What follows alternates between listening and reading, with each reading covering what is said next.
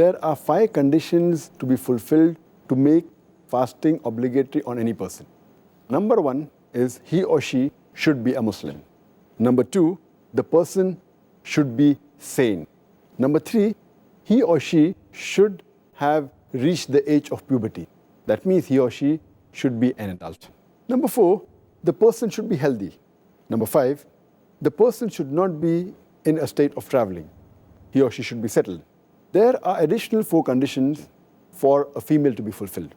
If it's a woman, if it's a lady, if it's a female, there are additional 4 conditions to be fulfilled to make it obligatory on her. Number 1 is that she should not be menstruating. She should not be in a position where she has postnatal bleeding. She should not be breastfeeding and she should not be pregnant. So for a woman, if all these 9 conditions are fulfilled, then it becomes obligatory on her. And for the male, only the first 5 conditions have to be fulfilled to make it compulsory for them to fast in the month of Ramadan.